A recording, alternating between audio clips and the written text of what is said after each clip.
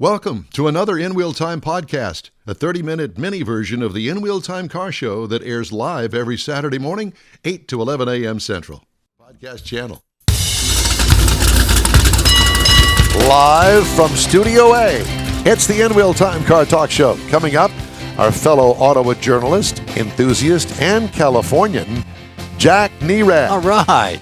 Konrad will have the In Wheel Time Car Clinic, and we'll have this week's auto news as well. Howdy, along with Mike Out of This World Mars, King Konrad DeLong. We always need more Jeff Zekin. I am Don Armstrong, and I always love talking to Jack.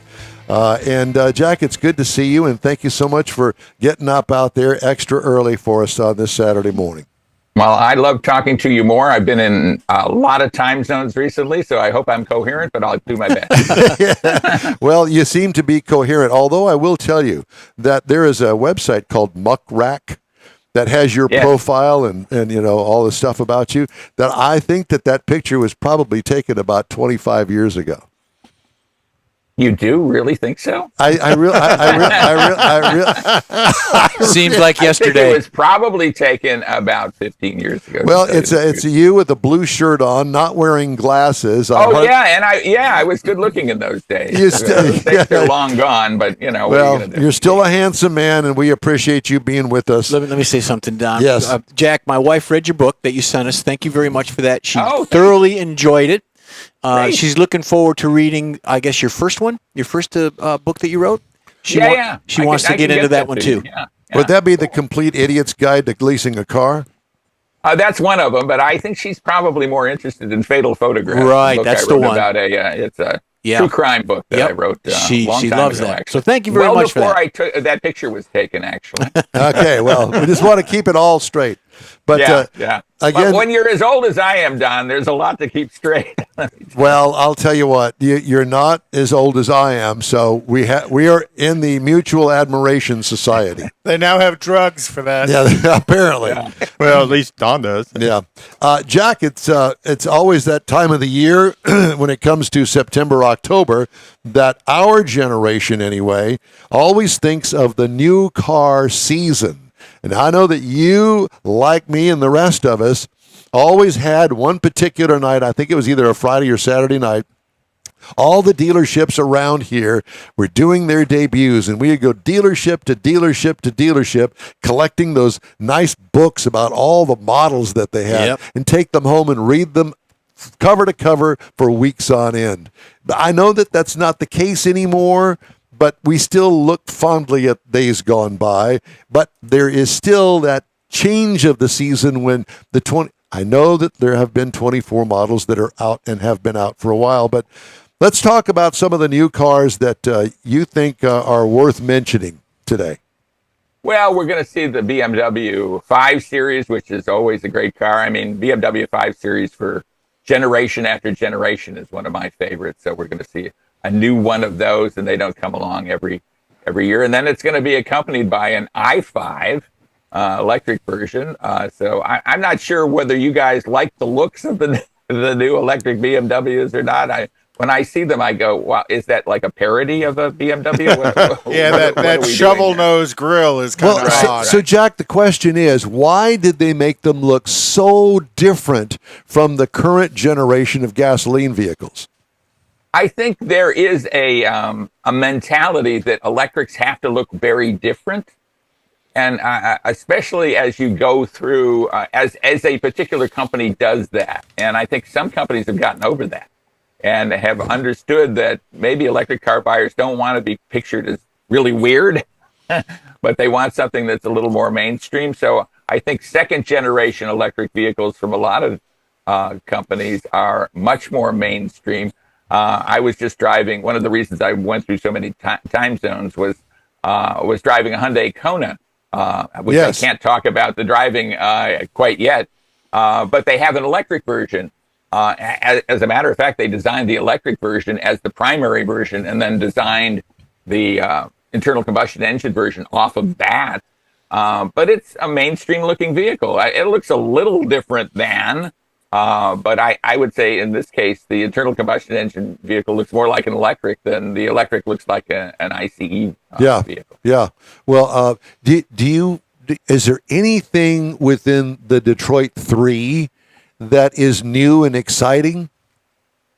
Well, mostly trucks. I think we're going to see a new Ford Ranger truck, and that will be pretty exciting. New Super Duty is coming. We've seen the new trucks from General Motors, the new midsize trucks. So there's a lot of action in the midsize truck realm. A lot of times there's not new trucks, but of course your market is a big truck market. I think a lot of trucks are being sold across the country. So I think there's some excitement about these midsize trucks. And as full-size trucks get so darn expensive, when I saw the Ranger for the first time, I went, well, that looks like a full-size truck to me. And I quite rightly so. I mean, I think they want to sell those to a lot of people who would otherwise buy a full-size truck and maybe kind of priced out of that market. Well, let's face it. I mean, you can't get a full-size truck in a regular garage anymore. Nope. And not only that, but I understand the popularity of these full-size trucks, but to me, it's too big. It's gone way beyond what it should. It just doesn't. You can't fit it in a parking place. You can't even get it into a parking lot anymore. And I think that, to me anyway, that they've hit a home run with these midsize if they could just get the capability up a little bit more. Yeah.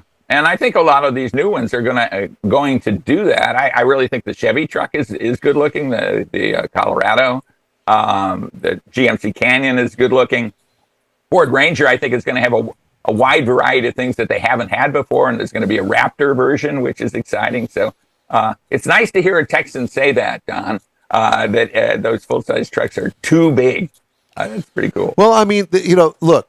Let's face it. I mean, Ram has done a tremendous job of upping the entire game with the full-size truck with their interiors.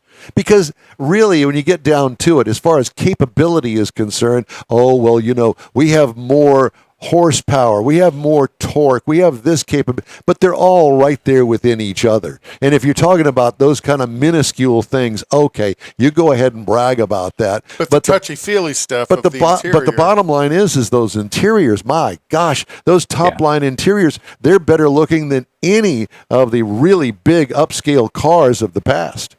Which makes sense, too. I mean, those vehicles often are $75,000 or so. I mean, that's a luxury kind of buy. It really should have a luxury type interior. And one thing that I'll add to that is the ride quality of the Ram pickup trucks is better than the Leaf Spring pickup trucks that you get from Chevrolet and from Ford. In fact, Ford, for some of its vehicles, is emulating that by throwing coil springs into some of its specialty. Well, I'm a big air suspension guy, and I'll tell you what, you might as well just go ahead and buy yourself an old school Lincoln Continental or a Buick Electra 225. There you go. Yeah.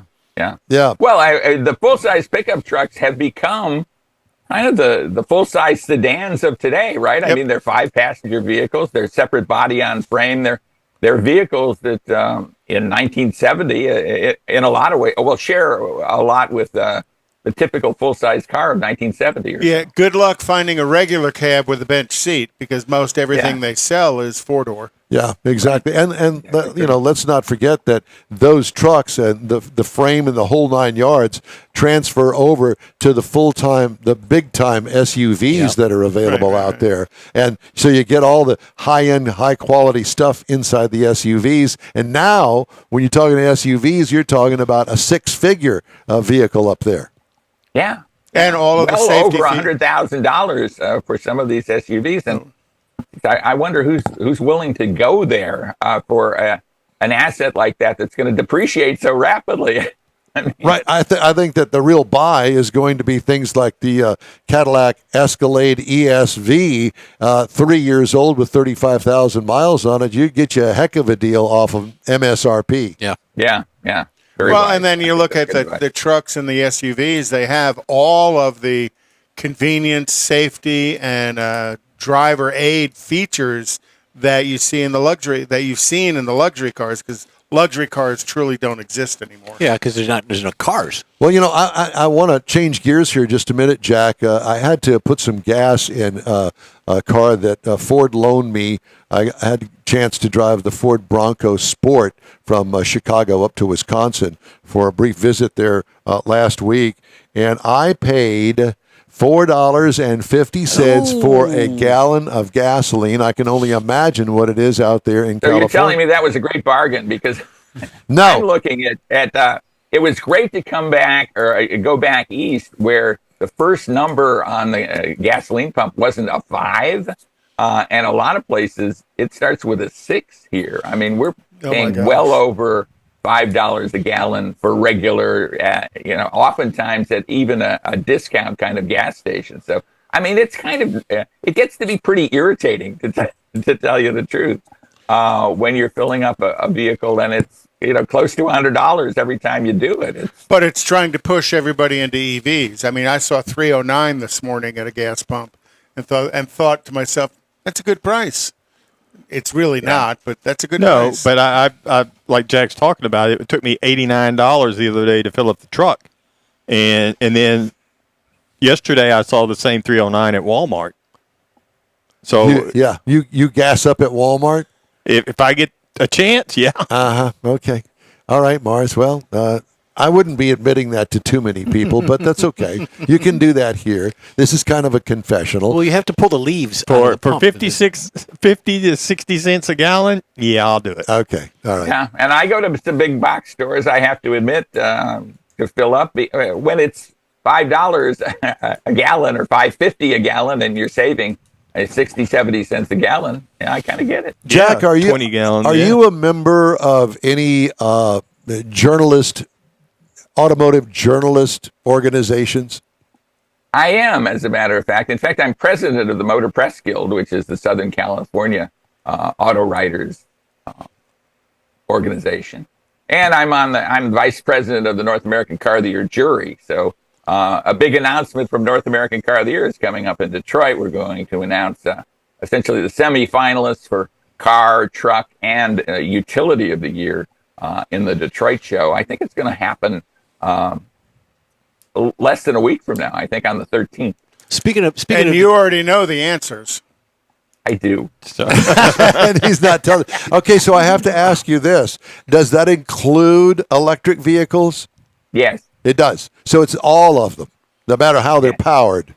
Right. Even the Fred Flintstone. And, there was some debate over whether we should have an electric class, and I was one of those who was pushing for let's keep the classes as they are. 3 is probably plenty for Car of the Year, Truck of the Year, and Utility of the Year makes sense. And then include electrics along with internal combustion engine vehicles, and let the best vehicles win. What do the manufacturers say about that, or have you heard from anybody about that? I think they're pretty much on board with that. I mean, their goal is to have electrics across many segments. So naming one electric, I mean, it's kind of silly to name one electric when you have electrics that are $35,000 or $40,000, and then you have some that are $120,000 or more. I mean, the ceiling for electrics is going higher and higher and higher. Jack, what do you think about Detroit going on strike, the automakers? What's your feeling? Well, there? It's a scary prospect, but it's not as big a deal as it had been because so many auto workers in the United States are not members of the United Auto Workers Union. Perhaps the majority. I'm not sure what the numbers are, but it's not what it would have been back in 1965 or 1985, for that matter. It's not as serious a problem. Yeah, because it's really going to impact the big 3, but some of the other manufacturers, they're not UAW assembly. Yeah, I mean, virtually all of the other manufacturers are not UAW, and that doesn't give the union all that much leverage, and it doesn't give the big 3, who aren't as big anymore as they used to be, it's true. Much leverage either. Interesting. Jack, I wanted to ask you mentioned the Detroit Auto Show. What weren't they were trying to move that to the summertime and trying to make a big deal out of it, pre-COVID?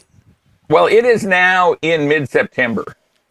It is an outdoor show. There's indoor-outdoor show, I guess. in some ways, I think they saw what Texas does, or what Dallas does, I guess, or Dallas Fort Worth, the Texas State Fair Motor Show at the State Fairgrounds, and thought, well, there's something to that. What they don't have is the draw of the Texas State Fair, right, to bring people in. So there's kind of mixed results about what has happened with that fall show. To me, coming in September maybe is a little too early, but they'd be bumping up against the Los Angeles show, which is in November if they did it much later. So and then you get close to really SEMA kind of mixed and results. else. I hear a lot of complaints, frankly, about at least from journalists about the current Detroit show. Journalists complain? No, never. No. Well, Just happy all the time. Right? if somebody were to ask you, okay, Jack, if you don't like the September show, where should we put the Detroit Auto Show? At what point of the year? Well, I think mid-October is a pretty good time for an auto show. You have, just as you open the segment, the start of the model year, or in a lot of people's minds, still the start of the model year. Start of the model year in Detroit in particular. I think maybe they were worried about weather in mid-October versus mid-September. I'm not sure what led to where they put it. They also had a pretty good spot in mid-January. I mean, in northern climes, when there's nothing to do in the winter, you see things like auto shows and boat shows and garden shows at convention centers, and a lot of people turn out because, like, what else am I going to do this weekend, right? Well, in the few times that I've been up there to the Detroit Auto Show, which it's been a while, the weather really wasn't that bad. I mean, it was Chicago. It was nasty, but but I mean, I agree with him. I mean, I think that I would just stay with the January, because that seems like such a great time to have a car show up there. Yeah. I think they run afoul of CES, which I don't think is a car show. I've never attended it, to look at cars. I don't understand, just because there's a lot of people going to CES, why that is an issue. But, I don't run auto shows. CES I think most auto shows, depend on consumer attendance. So I would put my auto show when I could get the most consumer attendance. I agree. Didn't CES used to go, or was it in Vegas? it still is. Still in Vegas? Typically in Vegas, right at the beginning of the year, like typically, I think, the first week of the year. Yeah. And talk about the auto shows in Detroit. Many a time going to Cobo Hall, growing up there. Yep. Yeah. Well, Jack, it's always great to talk to you, and we thank you so much again, as always. My pleasure. I always love talking to you guys, and I hope you have a terrific rest of your weekend. We do have a definitely different, oddball kind of car show here, don't you think? I think it's a great car show. Well, thank you. I always enjoy it. I look forward to you, my wife, reading your next book to me. Well, that's so nice. At the home. I'll try and get you a copy here. So. All right. Jack, again, thank you, sir, and great talking to you. Let's check in next month. I love it. You got it. Always love Thanks, it. Jack. Thanks, you. Jack. Jack Nerad, noted author and automotive expert. All right, time now for Konrad's Car Clinic. Let's get that in before we run out of time this morning. Well, the thing I wanted to talk to about today is diagnosing your automatic transmission fluid. And you have to understand, what's transmission fluid do? It cools, it cleans, and then it has the hydraulic functions of applying gears and stuff. And as far as, how do you diagnose it based on color, based on the fluid? Color is everything. So transmission fluid should be kind of a clear red. Some of them, GM has always been a clear red. Some of them are like a clear amber, which is the 8-speed and the ZF transmissions. Mercedes-Benz uses a blue transmission fluid. It's kind of a clear blue. So you're always looking for that clear where you can see through the fluid. Don't you suggest that you stick with the manufacturer fluid? Yes. There are some good fluids out there, aftermarket fluids out there, but the manufacturer's fluids are basically designed for it. And if somebody tells you they have a universal fluid that works in both an automatic and a CVT, run quickly. Don't believe them. There's no such thing as that, because automatic transmission fluids have to slip a little bit as the gears engage. CV transmission fluid has to grip. So the fluid can't do the same thing.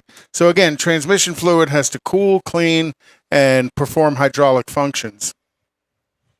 And again, as fluid ages, it will always darken. Now, it darkens for a number of reasons. One of the primary reasons it darkens is because inside all of automatic transmissions are clutch material, just like an old manual clutch. There's a clutch, it's just applied hydraulically. Well, as that happens over time, small particulate of that clutch releases, and that's what darkens the fluid up. So, if you're looking at your transmission fluid and it's not clear anymore and it's maybe a little off color, that's okay. But once it smells burnt, then you've overheated the fluid. And once it gets dark, you may have waited too long to replace it. So you want to remember to replace your transmission fluid on a regular interval. Different manufacturers tell you that interval is different mileages. My opinion is every 30,000 miles, you should change your automatic transmission fluid, because what you don't want to have happen is the very last picture here where it's not only dark, it's burnt, and there's metal particles in it. All automatic transmissions have a magnet inside of them to collect the ferrous material that sticks to the magnet. So when they take the pan off and your magnet looks like it's got a fur coat on, that's a bad day, and that's going to be a catastrophic transmission failure. So again, I tell everybody every 30,000 miles is the interval to change your transmission fluid. GM says every 40,000 miles, 45. ZF, the 8-speed, and the Chrysler products, they actually say every 60. But Mopar tells you to never change a transmission fluid. There is truly nothing called a sealed transmission. Everybody talks about, my transmission's sealed, I can't check the fluid on it. That's wrong. You can always check the fluid on it, even if all you do is pop a cooler line off it and take a couple of ounces of fluid out of the cooler line so you can inspect the fluid. And once the fluid changes color, that's the time to replace it. Don't wait until it's dark and syrupy. That's, the first part of transmission failure is fluid failure. So you want to change the fluid before it fails, and that'll extend the life of your automatic transmission. Good stuff. Yeah, that is. Well, the other thing to that is you don't wait forever to change the oil in your car. You should treat it the same way. Well, and we started the show talking about how manufacturers are using automatic transmission fluid for power steering fluid. Same thing goes for your power steering fluid. And most cars, new cars today, don't have power steering fluid. Everything's electronic power steering. But if you have a car that does have power steering fluid, look at it and judge it the same way I'm telling you to judge transmission fluid. Once it gets dark, it's time to change it and put fresh, new fortified fluid in there. Tesla Inc. has gotten approval from the city of Los Angeles to build an all-night diner and drive-in theater where customers can recharge their stomachs and their cars simultaneously. Wow. The Supercharger Drive-In and Restaurant, a concept that CEO Elon Musk tweeted about more than 5 years ago, would replace a former pizzeria on Santa Monica Boulevard in Hollywood. The plan submitted last November got a green light in July to build this thing. Plan calls for a 2-story building with rooftop seating, 32 supercharger stalls, and 2 45-foot movie screens. The Daily Mail dubbed the project Musk Donald's. That's pretty cool. Or it's a Musk funny. And when the movie starts and everybody plugs in, the whole city dims down. It's a dark day. Jeep says the dents and scratches in a vehicle can tell a story. The brand's new commercial for the Grand Cherokee shows how these blemishes can bring back memories. It's being launched alongside a global campaign for the Wrangler as Jeep strives to avoid a 5th consecutive year of declining U.S. sales. Jeep's 12% drop in the first half of 2023 is the largest decrease among the top 33 brands and contrasts with a 13% gain for the industry overall. Wow. There is a 30-second TV spot while a 60-second version is on the brand's YouTube channel. U.S. sales for the Grand Cherokee, the brand's top seller, were down 7% in the first half of this year to 124,956. You know what? Maybe they should start advertising with us again. Maybe so. That's probably why they've That's not what I'm done thinking. so well. Because they dropped us. That's right. Hey, Jeep, you hearing us? And the 710 horsepower Durango is coming back for the 2024 Yahoo! model year, even as the brand phases out the rest of the Hellcat line. Durango Hellcat was introduced for the 2021 model year and was supposed to have a one-year run. But after a hiatus, Dodge revived the Hellcat variant of the 2023 model in response to enthusiast demand. The company did not say how many it plans to produce. The 2023 Durango Hellcat starts at $95,200, including shipping. It is a nice It's vehicle. a good-looking car. Yeah, it is. That it is. And the off-road focused Mustang Mach-E Rally will produce at least 480 horsepower and 650 pound-feet of torque from a special two-motor layout, and will be priced from around $65,000, not including shipping. That's according to Ford Motor Company. The 2024 crossover, revealed in July, will go on sale early next year. In Will Time, we'll be back right after a brief break. I'm going to wrap things up then. The original group of Lupi Tortilla restaurants will have you telling your family and friends just what the original recipes mean when it comes to the best fajitas in Southeast Texas. Founder Stan Holt invites you to visit the original Lupi Tortilla near I-10 and Highway 6. Here's the original house that inspired the design of all the rest and the original charm that helped make Lupi Tortilla the go-to destination for Houston Tex-Mex. Speaking of original, nothing can compete with the original lime pepper marinade that everyone will agree makes Lupi Tortilla award-winning beef fajitas the best anywhere. Lupi Tortilla Katy is another location that gives you the same quality and service Houstonians have come to expect at Lupi's. It's located just off I-10 and the Grand Parkway at Kingsland Boulevard in Katy. Find yourself in Aggie Land? Head to the Lupi Tortilla in College Station, located just around the corner from Kyle Field. It's a great place to enjoy those famous frozen margaritas before or after the game. Headed east to Louisiana, stop in at the Lupi Tortilla in Beaumont. It too's on I-10. You can't miss it. The original group of Lupi Tortilla restaurants invites you in for the best Tex-Mex anywhere. You own a car you love. Well, why not let Gulf Coast Auto Shield protect it? Houstonian John Gray invites you to his state-of-the-art facility to introduce you to his specialist team of auto enthusiasts. We promise you'll be impressed. Whether you're looking to massage your original paint to a like-new appearance, apply a ceramic coating, install a paint protection, nano-ceramic window tint, or new windshield protection called ExoShield, Gulf Coast Auto Shield is where Houston's car people go. Curbed your wheels? Instead of buying new, why not have them repaired? How about a professionally installed radar detector? Gulf Coast Auto Shield does that too. Get a peek inside the shop and look at the services offered by getting online and heading to gcautoshield.com. Better yet, stop by their facility at 11275 South Sam Houston Tollway, just south of the Southwest Freeway, and get a personal tour. Gulf Coast Auto Shield is your place to go for all things exterior. Call them today, 832-930-5655 or gcautoshield.com. The award-winning In Real Time Car Talk Show is available on the most popular podcast channels out there in 30-minute episodes. We realize our 3-hour live show can be difficult to catch in its entirety, so now you can listen every day to a convenient, fresh 30-minute episode. Check us out on Apple Podcasts, Spotify, Google Podcasts, Amazon Music, and Audible, along with a dozen more. In Real Time has the most informative automotive guest interviews and new car reviews, along with popular features including Konrad's Car Clinic and This Week in Auto History, along with automotive news headlines. Our live broadcast airs every Saturday, 8 to 11 Central on InRealTime.com, the iHeart app, and on YouTube. Be sure to say hello when we're broadcasting from the Tailpipes and Tacos Cruise Inn, Autorama, and the Houston Auto Show, among others. Now, it's easier than ever to hear about all things automotive all week long.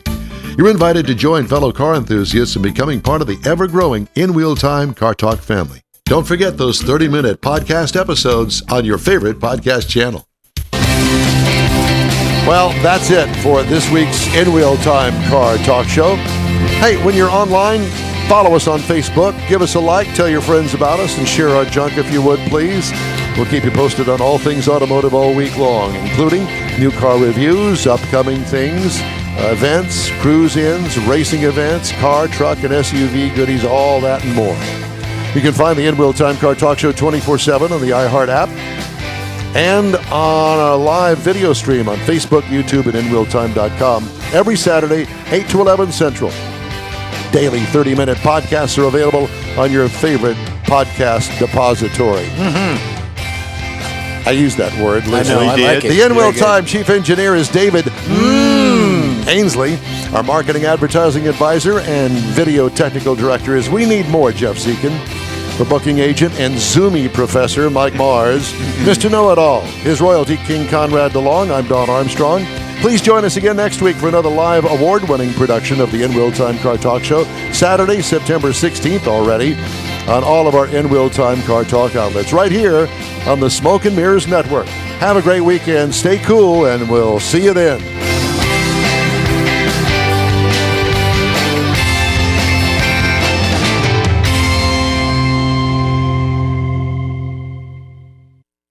That's it for this podcast episode of the In Wheel Time Car Show. I'm Don Armstrong, inviting you to join us for our live show every Saturday morning, 8 to 11 a.m. Central on Facebook, YouTube, Twitch, and our InWheelTime.com website.